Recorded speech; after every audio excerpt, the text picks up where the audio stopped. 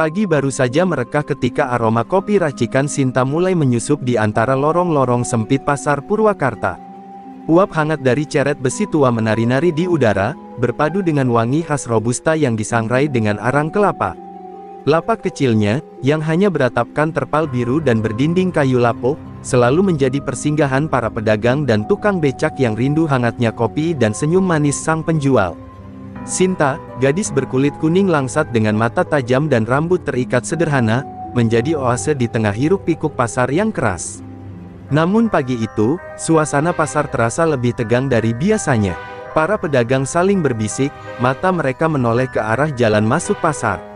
Beberapa buru-buru mengemasi dagangan, yang lain pura-pura sibuk.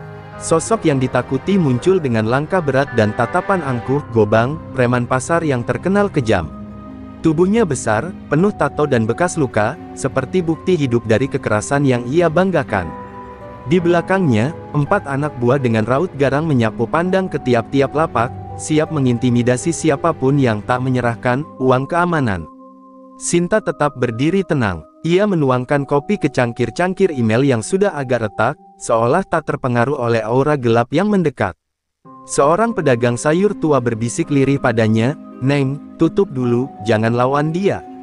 Bisa celaka." Tapi Sinta hanya menggeleng, menatap ke arah Gobang yang kini sudah berdiri di depan lapaknya.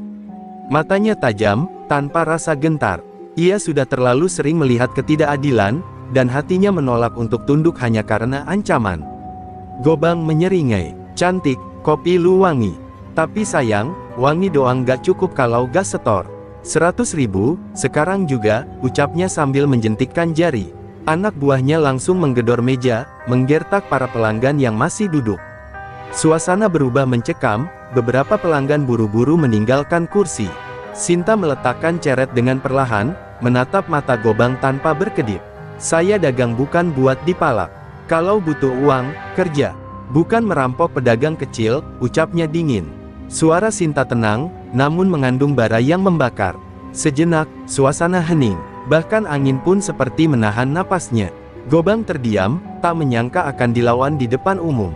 Tawa Gobang meledak keras. Ia merasa dilecehkan oleh seorang perempuan muda yang hanya menjual kopi. Tangannya terangkat, hendak membalik meja Sinta. Tapi sebelum tangan itu bergerak lebih jauh, satu cangkir kopi mendadak meluncur jatuh tepat di depan kakinya, retak dengan bunyi yang memecah suasana. Mata Sinta tetap tenang, tapi di dalam dirinya, kekuatan yang selama ini ia simpan mulai bergolak pelan, menuntut untuk dilepaskan. "Lu gak tahu siapa gue, ya?" ancam Gobang, suaranya berat, penuh dendam. Tapi Sinta tak gentar. Ia hanya menunduk sejenak, menahan napas, seolah berbicara dalam hati pada sosok mendiang neneknya yang pernah berkata, "Saat kau tak lagi bisa diam, maka ajian rengkah gunung akan menjawab panggilanmu." Dan pagi itu, di tengah riuh pasar yang membeku oleh ketakutan, seorang gadis penjual kopi telah mengumandangkan perlawanan pertamanya, bukan dengan senjata, tapi dengan keberanian yang tak bisa dipalak oleh siapapun. Pasar Purwakarta kembali berdenyut, tapi ketegangan masih menggantung di udara.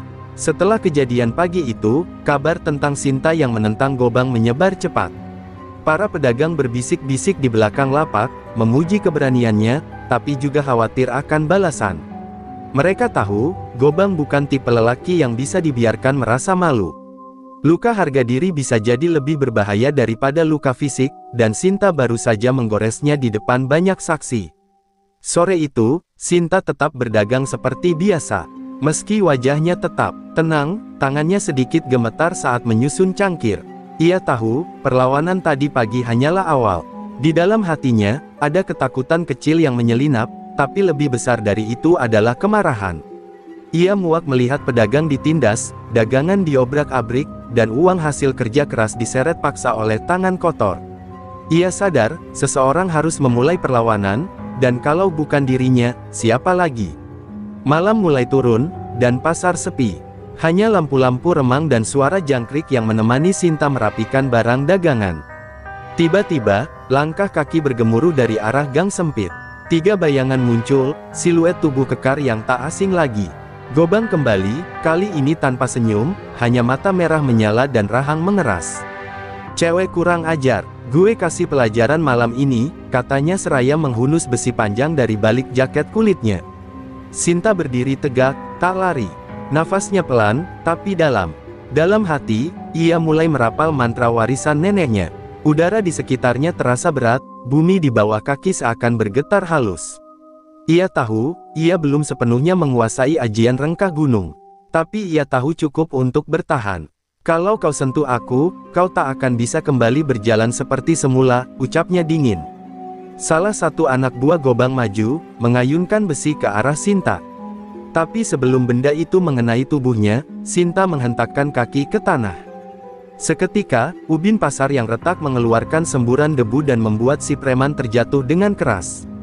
Gobang tertegun. Itu bukan kebetulan. Itu adalah peringatan. Anak setan, teriak Gobang, marah. Tapi ada ketakutan yang mulai tumbuh di matanya. Ia mundur selangkah, mencoba membaca siapa sebenarnya gadis yang berdiri di depannya. Seorang penjual kopi biasa tak mungkin memiliki kekuatan seperti itu. Apalagi bisa membuat tanah bergemuruh hanya dengan hentakan kaki. Sinta menatap langsung ke matanya, sorotnya menyala tajam seperti bara. Aku bukan siapa-siapa, Bang, ujar Sinta lirih tapi tegas. Tapi kalau kau terus menyakiti orang-orang di sini, aku akan jadi mimpi burukmu. Setelah itu, ia membalikkan badan dan berjalan pergi, membiarkan Gobang dan anak buahnya termangu dalam debu dan kekalahan. Tak ada darah tertumpah malam itu, tapi ego Gobang terkoyak lebih dalam dari luka apapun. Dan malam itu, pasar Purwakarta mencatat sesuatu yang belum pernah terjadi sebelumnya. Seorang perempuan muda, penjual kopi, berdiri sendirian melawan preman paling ditakuti di kota. Dan menang, meski dengan cara yang tak dimengerti siapapun. Malam itu, setelah kejadian di pasar, Sinta pulang ke rumah panggung tua peninggalan keluarganya di pinggiran kota. Angin berdesir di antara celah dinding bambu, membawa serta kenangan masa kecilnya. Di kamar kecilnya yang remang-remang, Sinta menyalakan pelita dan duduk di depan meja kayu tua yang penuh goresan. Di atasnya tergelar kain lusuh berisi buku kuno bersampul kulit yang ditulis tangan oleh almarhum neneknya, Nyi Samirah, penjaga ilmu rengkah gunung terakhir dari garis keturunan keluarganya. Sinta membuka halaman demi halaman, membaca kembali catatan-catatan ajian yang ditulis dengan aksara Jawa kuno. Di sela-sela mantra dan petunjuk, terpatri pesan-pesan penuh makna, ilmu ini bukan untuk membunuh, tapi melindungi. Jika kau gunakan untuk menindas, bumi sendiri yang akan menolaknya. Sinta menutup mata, merasakan kembali sentuhan tangan neneknya di ubun-ubunnya, saat pertama kali ajian itu diwariskan. Ia terlalu muda waktu itu, belum mengerti arti kekuatan. Tapi malam ini, semuanya menjadi terang.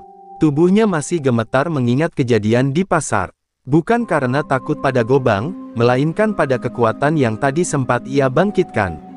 Itu baru secuil dari ajian rengkah gunung. Bila digunakan tanpa kendali, tanah bisa retak, pohon bisa tumbang. Bahkan nyawa bisa melayang. Ilmu itu bukan permainan. Dan kini ia harus memikul warisan itu sendirian. Air mata mengalir pelan di pipi Sinta. Ia tak ingin menjadi orang sakti. Ia hanya ingin hidup tenang, menjual kopi, menabung sedikit demi sedikit untuk memperbaiki rumah, dan sesekali menabur bunga di makam neneknya. Tapi kenyataan tak memberinya pilihan. Ketika ketidakadilan merajalela, kadang kebaikan harus mengangkat senjata, meski senjata itu berupa mantra dan kekuatan dalam tanah. Di luar, bulan bersinar pucat. Angin membawa suara pasar malam yang perlahan sepi. Tapi di kejauhan, Sinta bisa mendengar deru sepeda motor yang mendekat. 3 motor berhenti tak jauh dari rumahnya. Suara langkah kaki kasar, tawa mengejek, dan denting botol menghantam tanah. Gobang mengirim pesan. Ia tak terima dipermalukan 2 kali. Sinta tak panik. Ia melipat kain berisi kitab ajian, lalu berdiri. Ia membuka pintu dan menatap 3 bayangan yang berdiri di bawah pohon jambu, membawa pentungan dan besi.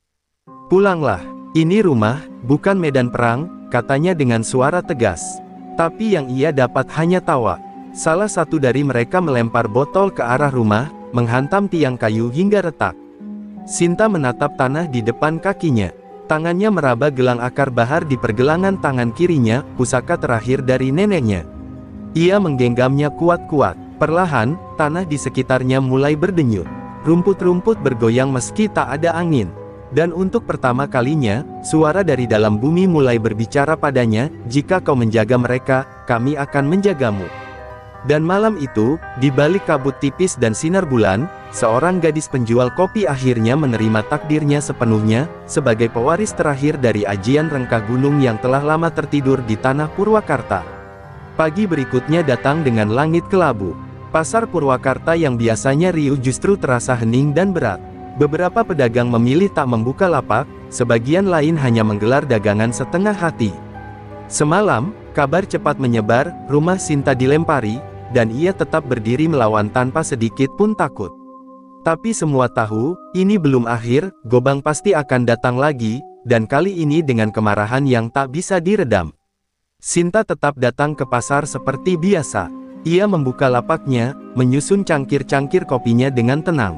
Matanya sembab, tapi sorotnya tajam.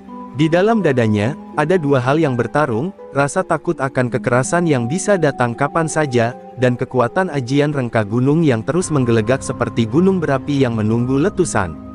Ia tahu, semakin ia menolak menggunakan kekuatan itu untuk menyakiti, semakin besar ujian yang datang. Tak butuh waktu lama, Gobang datang dengan 6 orang anak buah baru, lebih kekar, lebih kejam, dan membawa senjata.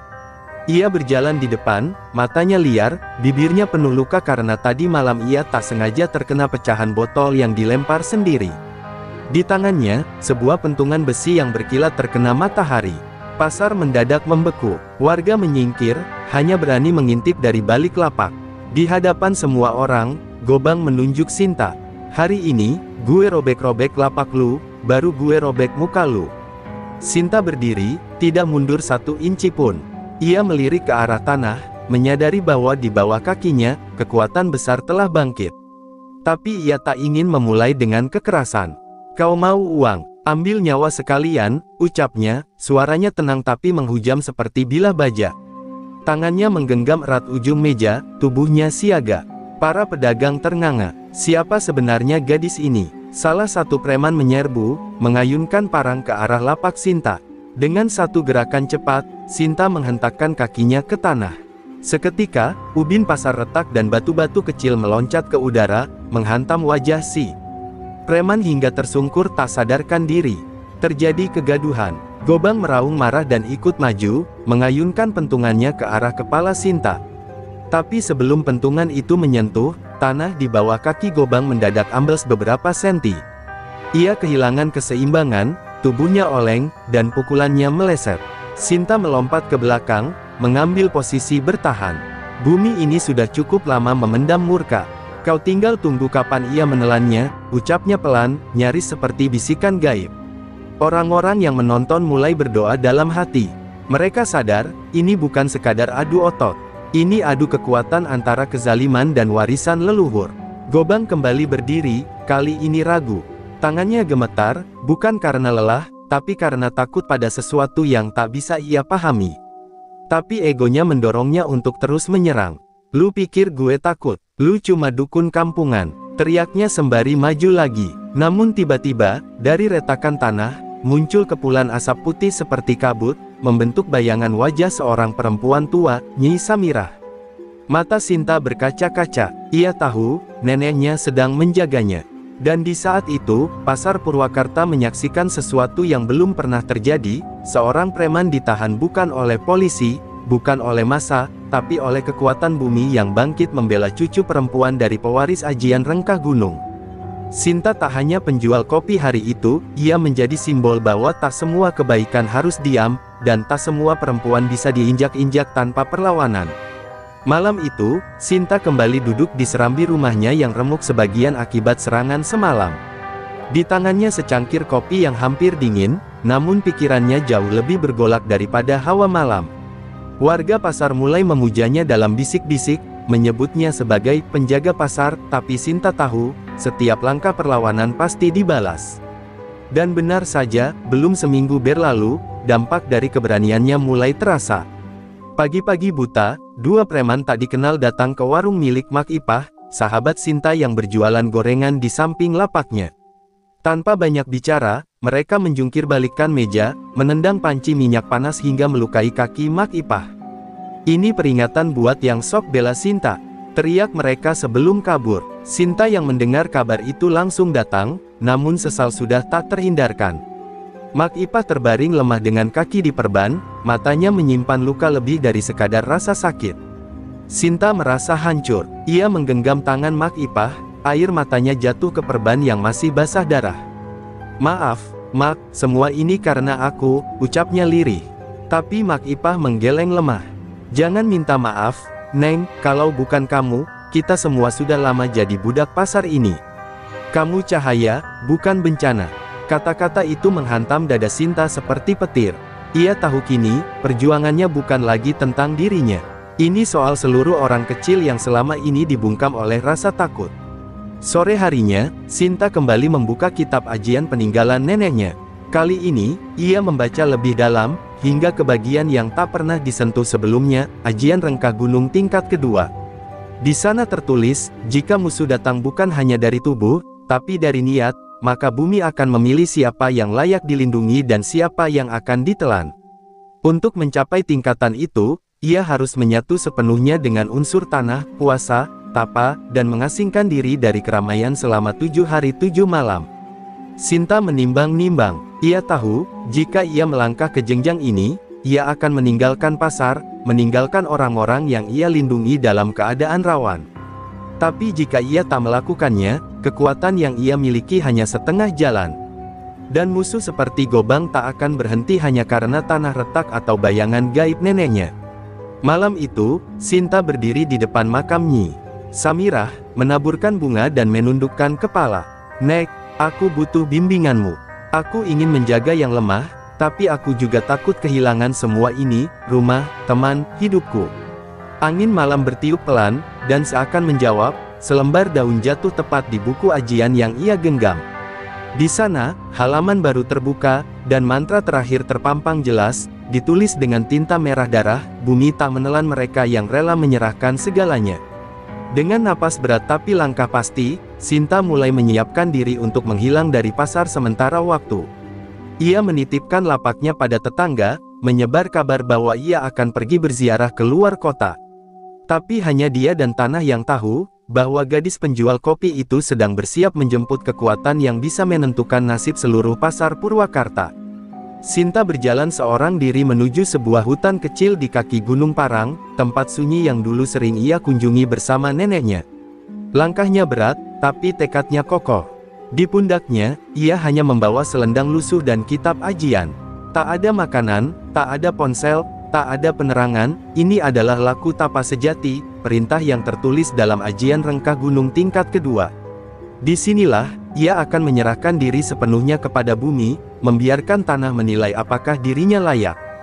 Hari pertama dan kedua, Sinta duduk bersila di dalam gua yang gelap dan lembab, tubuhnya hanya berbalut kain tipis, menahan dingin dan lapar. Suara hutan mengelilinginya, lolongan anjing liar, desiran angin di antara dedaunan, dan tetesan air dari langit-langit gua. Tapi suara yang paling nyaring justru datang dari dalam dirinya, keraguan, rasa takut, dan luka-luka masa lalu yang bermunculan seperti mimpi buruk. Namun ia bertahan. Dengan mata tertutup, ia mengulang mantra neneknya berkali-kali, sampai pikirannya mulai menyatu dengan batu dan tanah. Di pasar, ketiadaan Sinta mulai terasa. Gobang kembali menunjukkan taring. Ia membakar lapak seorang tukang sayur yang dulu pernah membela Sinta. Ia juga mengerahkan anak buahnya untuk memalak pedagang yang tersisa. Para warga mulai ketakutan lagi, merasa kehilangan harapan. "Sinta kemana? Kenapa dia pergi saat kami butuh?" keluh salah satu pedagang tua. Tapi Mak Ipah yang kini duduk di kursi roda menjawab lirih, "Dia tak pergi. Dia sedang menyiapkan sesuatu yang tak kita pahami." Hari keempat dan kelima, Sinta mulai kehilangan rasa akan waktu. Tubuhnya lemas, matanya cekung, tapi kulitnya mulai menghitam seperti tanah. Ia tak lagi mengeluh lapar. Ia bahkan tak sadar saat seekor ular kecil melintas di pangkuannya. Ia telah menjadi bagian dari alam. Dalam mimpinya, ia melihat neneknya berdiri di tepi jurang, tersenyum sambil mengulurkan tangan. "Kau sudah sampai di ambang," kata Nyi Samirah. "Tinggal satu langkah lagi, buang semua yang manusiawi dalam dirimu, marah, dendam, dan ketakutan." Hari ke-6, Sinta menangis tanpa suara. Air matanya jatuh ke tanah, menyerap ke dalam batu. Ia menyesali semua kemarahan yang pernah ia rasakan terhadap Gobang, terhadap hidup, bahkan terhadap Tuhan. Ia memohon ampun atas kebencian yang tumbuh di dadanya. Dan untuk pertama kalinya, bumi membalas. Dinding gua bergetar pelan, lalu terbuka celah sempit yang mengeluarkan cahaya keemasan. Ia melangkah masuk, dan di sana ia melihat sumur tua, berisi air yang jernih bercahaya. Sinta mencelupkan tangannya ke dalam air, dan tubuhnya seolah tersedot ke dalam pusaran waktu. Ia melihat sejarah leluhurnya, nenek-neneknya yang melawan penjajah, melindungi desa dari bajingan, dan mengorbankan nyawa demi kehormatan. Semua perempuan kuat itu tinggal dalam darahnya. Saat ia membuka mata, ia sudah berdiri di luar gua, di kaki gunung, tubuhnya bersih, segar, dan matanya memancarkan sinar yang belum pernah ia miliki sebelumnya. Hari ke-7, Sinta kembali ke pasar. Ia berjalan pelan di antara lapak yang sepi, mengenakan selendang merah tanah warisan Nyi Samirah. Orang-orang terpaku, wajahnya tenang, tapi langkahnya menggetarkan tanah. Gobang yang mendengar kabar itu hanya tertawa, tak tahu bahwa yang kembali dari gunung bukan lagi gadis penjual kopi yang dulu, tapi penjelmaan roh bumi yang siap menggulung siapapun yang menindas. Dan di mata orang-orang kecil pasar Purwakarta, harapan kembali menyala. Mereka tak tahu apa yang akan terjadi besok, tapi mereka tahu satu hal, bumi kini berpihak pada mereka, melalui Sinta. Kehadiran Sinta di pasar pagi itu seperti munculnya matahari setelah berhari-hari hujan badai. Para pedagang yang semula lesu mulai tersenyum, meski masih ragu.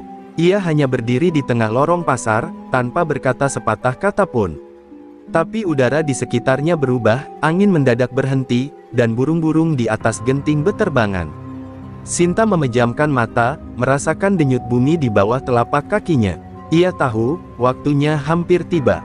Gobang, yang baru saja kembali dari rumah seorang pedagang yang diintimidasi, tertawa mendengar kabar Sinta telah kembali. "Ah, akhirnya bocah kopi itu muncul lagi," katanya congkak. Tapi kali ini, tak ada kecerobohan dalam langkahnya. Ia tahu, perempuan itu telah berubah. Maka ia pun datang dengan kekuatan penuh, 12 preman dari luar kota, bersenjata parang dan rantai, siap melumat apapun yang menghadang. Sore itu, pasar ditutup lebih cepat. Semua orang tahu akan ada pertarungan besar. Bukan sekadar adu kekuatan, tapi adu nasib. Di tengah lapang kecil tempat biasanya orang menjual ayam, Sinta berdiri menunggu. Selendang merah tanah melambai di pinggangnya, rambutnya diikat ketat, dan matanya menatap lurus ke depan. Tak ada rasa takut, tak ada kemarahan. Hanya ketenangan bumi yang telah menyatu dengan jiwanya. Gobang datang dengan gaya sok menang. Ia menunjuk Sinta dan berteriak, "Gue kasih pilihan terakhir. Pergi dari pasar ini atau gue tanam lu hidup-hidup."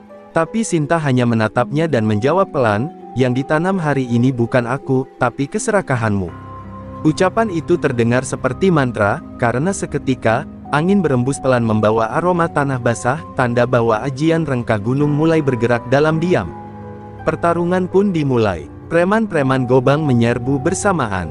Tapi Sinta menghentakkan kaki kirinya ke tanah, dan seketika, lantai pasar retak seperti kulit kering diterpa musim kemarau. Batu-batu meloncat, menghantam dada dan kepala para preman, membuat sebagian tersungkur sebelum sempat menyentuhnya. Beberapa mencoba menyerang dari belakang, tapi dari retakan tanah muncul akar-akar tua yang melilit kaki mereka hingga tak bisa bergerak. Gobang, melihat anak buahnya tumbang satu persatu, meraung marah. Ia sendiri maju dengan parang besar di tangan. Tapi kali ini, ia tidak sembarangan menyerang. Ia memutari Sinta, mencari celah. Namun bumi tak memberinya kesempatan. Di tiap langkahnya, tanah mendadak menjadi lumpur lengket. Sinta melangkah pelan ke arahnya, dan tiap pijakan kakinya menimbulkan getaran halus yang membuat parang di tangan Gobang terasa berat seperti besi berkarat. Tepat saat ia hendak mengayunkan parang, tiba-tiba suara tangisan bayi terdengar dari arah lapak belakang. Sinta menoleh sekejap, dan celah itu dimanfaatkan Gobang. Ia lompat, mengayunkan parang ke arah leher Sinta. Tapi sebelum ujung parang menyentuh kulit, bumi bergetar hebat. Tanah di bawah Gobang ambles dalam sekejap, membuatnya jatuh ke dalam lubang selebar 2 meter. Ia menjerit, tapi tak bisa keluar. Lubang itu seperti hidup, menelan tubuhnya pelan-pelan, hanya menyisakan tangannya yang menggapai-gapai. Sinta mendekat, menatap Gobang dari bibir lubang. Kau diberi waktu cukup lama untuk berubah. Tapi kau pilih menghancurkan. Sekarang, biarlah bumi yang mengadili. Dengan satu langkah ringan, ia membalikkan badan, dan tanah menutup perlahan, seolah mengubur keserakahan yang selama ini mencengkeram pasar Purwakarta. Tak ada sorak-sorai, tak ada tepuk tangan. Hanya kesunyian, sebuah bentuk penghormatan atas berakhirnya tirani. Pagi setelah pertarungan itu, pasar Purwakarta terasa berbeda. Tak ada teriakan, tak ada langkah kaki tergesa karena ketakutan. Para pedagang membuka lapaknya perlahan, seakan masih belum percaya bahwa bayang-bayang Gobang telah lenyap. Beberapa masih menoleh ke kiri dan kanan, takut itu hanya mimpi yang akan berubah jadi mimpi buruk kembali. Tapi saat mereka melihat Sinta duduk di bangku panjang depan lapaknya, menyeduh kopi seperti biasa, mereka tahu, ini bukan mimpi. Ini kenyataan. Mak Ipah datang dengan kursi rodanya, didorong oleh anaknya. Ia menatap Sinta dengan mata berkaca-kaca. Kau pulang sebagai pemenang, Neng. Tapi rasanya, kau kehilangan sesuatu, ucapnya lirih. Sinta hanya tersenyum, wajahnya pucat, matanya sembab. Setiap kemenangan pasti membawa luka, Mak. Bumi memberi kekuatan, tapi juga mengambil bagian dari jiwa kita, katanya pelan. Ia belum tidur sejak pertarungan itu. Ia tak lapar, tak haus. Ia hanya duduk di sana, seperti batu yang setia menjaga aliran sungai. Beberapa warga mulai mendekat, membawa makanan, minuman, dan pelukan.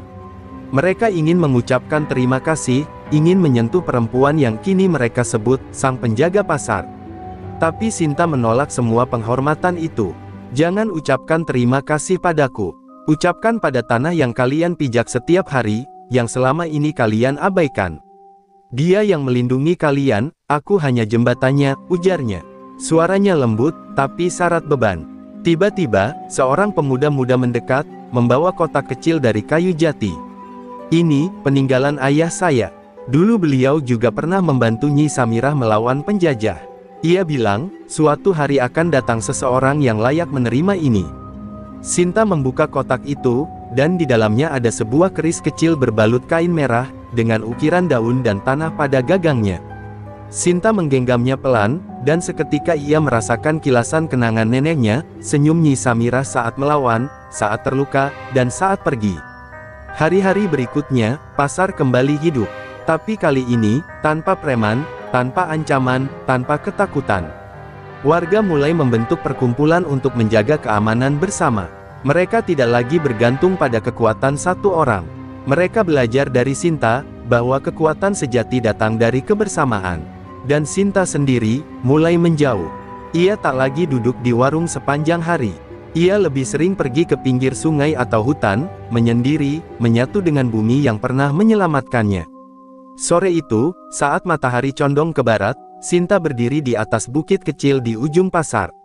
Angin berembus pelan, membawa aroma kopi dan tanah basah. Ia menutup matanya, mendengar suara bumi, dan kali ini, suara itu bukan peringatan, bukan panggilan perang. Tapi doa dari tanah yang tenang, langit yang biru, dan rakyat kecil yang akhirnya bisa tertawa tanpa rasa takut. Dan di sana, Sinta tersenyum, bukan karena bahagia, tapi karena damai. Ia tahu, perjuangan belum selesai. Di luar sana, masih banyak pasar yang dijajah oleh keserakahan. Tapi untuk hari ini, untuk Purwakarta, bumi telah kembali pada yang layak. Hari-hari damai di pasar Purwakarta berjalan seperti aliran sungai yang tenang. Tapi ketenangan itu tidak berarti segalanya mudah.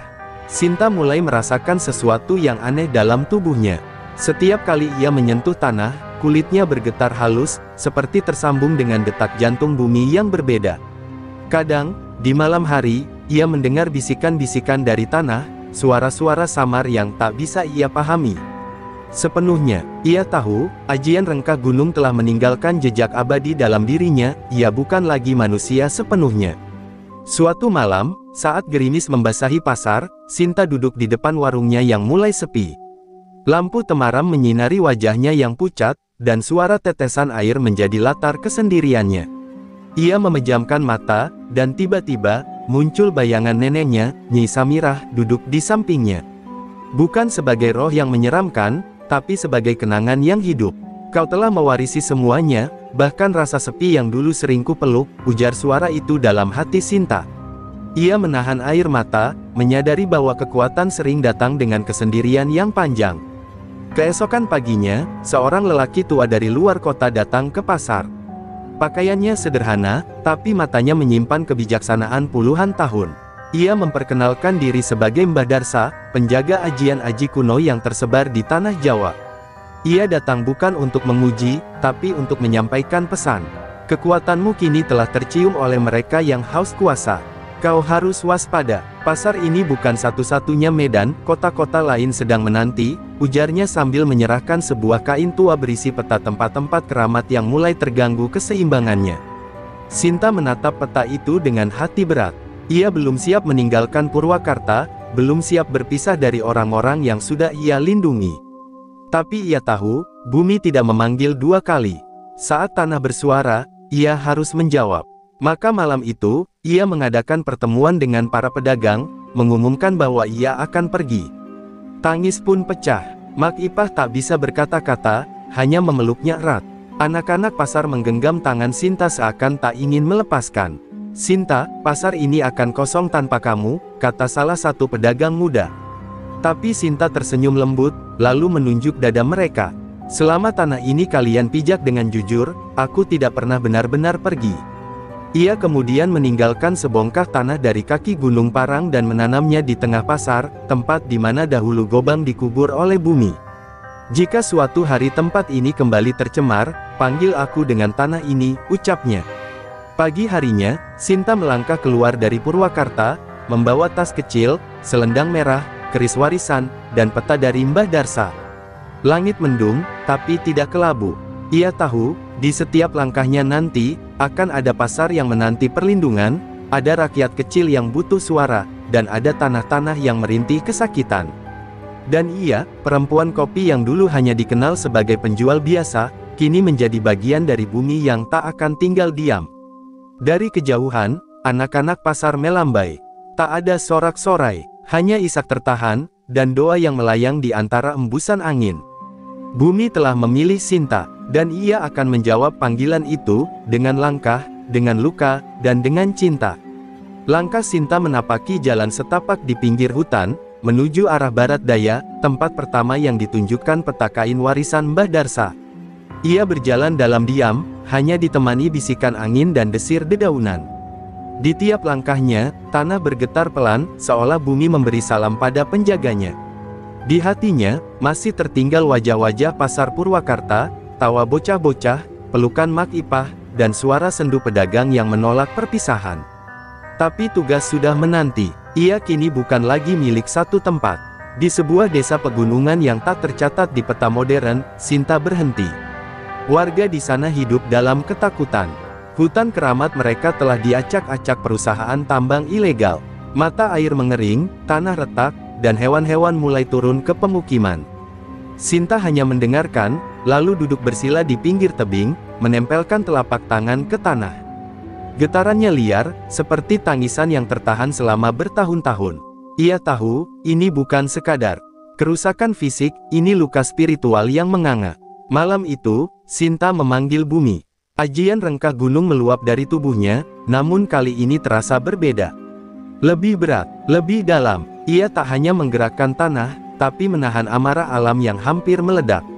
Dari bawah tanah, suara menggelegar terdengar, suara rintih bumi yang marah. Bebatuan di tebing runtuh, akar-akar tua mencuat keluar dari perut bumi, dan angin berputar liar di atas puncak bukit. Sinta menahan tangis. Ia tahu, setiap kali ia menggunakan ajian ini, bagian dari dirinya terkikis sedikit demi sedikit. Saat tambang itu runtuh dan lubang-lubang bor tertutup oleh longsoran batu dan akar, desa kembali hening. Warga menangis, bukan karena ketakutan, tapi karena merasa dilindungi. Tapi tubuh Sinta limbung. Ia terhuyung dan jatuh di pelukan seorang gadis kecil yang sejak awal menatapnya tanpa takut. "Kakak, jangan pergi," bisik gadis itu. Sinta tersenyum lemah. "Aku tidak pergi, aku hanya berpindah ke tempat yang butuhku." Beberapa hari kemudian, sebuah kabar menyebar dari desa ke desa, pasar ke pasar, tentang seorang perempuan berambut panjang, berselendang merah, yang muncul saat tanah menangis dan rakyat kecil tertindas. Tak ada yang tahu namanya dengan pasti. Ada yang menyebutnya Dewi Tanah, ada pula yang menyebut Ratu Pasar. Tapi bagi mereka yang pernah bertemu langsung, nama itu tak perlu diingat. Sebab kehadirannya cukup terasa lewat kedamaian yang tersisa setelah ia pergi. Di Purwakarta, tanah tempat Sinta menanam bongkahan gunung parang mulai dipenuhi bunga liar berwarna merah keemasan. Tak ada yang menanamnya, tak ada yang menyiram, tapi ia tumbuh setiap tahun, mekar setiap bulan Sinta pergi. Dan para pedagang mengerti, itu adalah tanda bahwa ia masih menjaga mereka dari jauh. Nama Sinta tak tercatat di buku sejarah, tapi jejaknya terpatri di bumi yang ia lindungi, di pasar-pasar kecil yang kini hidup tanpa takut, dan di jiwa-jiwa rakyat kecil yang mulai percaya, bahwa di antara keramaian dunia, masih ada satu perempuan yang menjadikan tanah sebagai tubuh, dan cinta sebagai senjatanya.